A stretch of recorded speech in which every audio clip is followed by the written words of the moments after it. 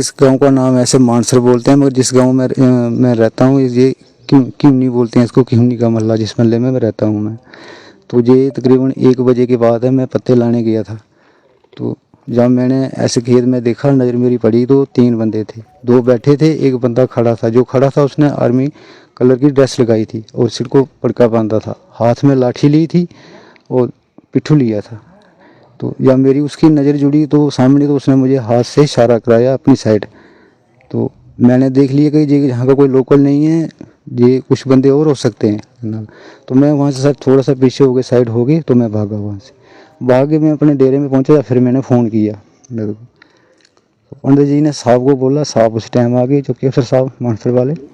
तो उनको मैंने बताया कि ऐसे ऐसे सर है, ये यहाँ का कोई लोकल नहीं हो सकता है, ये बंदे कुछ और हैं। तो साहब ने बोला कोई बात नहीं है, देखते हैं भी जाते हैं। ये हुआ है सर। तो आगे पुलिस को आपने बताया फिर? हाँ, पुलिस ने सर, फिर मैं वहाँ गया चौकी में, उन्होंने मुझे बुलाया, अफसर आए थे, उनसे बात हुई, उन्होंने मुझे पूछा।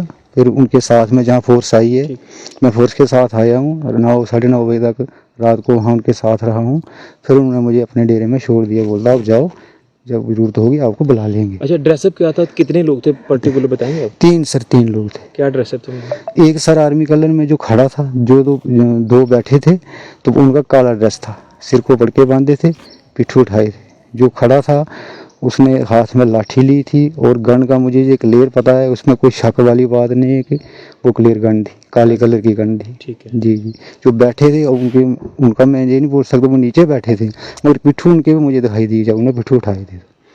तो कोई आपका कोई आई कांटेक्ट उनके साथ, कोई आप बात कुछ ऐसी? नहीं सर, बात कुछ नहीं। जब उसने इशारा दिया ना, जो खड़ा था, तो बाद वाली बार में थोड़ा दूर था, तो मैं वहाँ जब उसने इशारा कराया तो मैं वहाँ से भाग आया। कोई इशारा आपको किया उन्होंने? जी जी जी।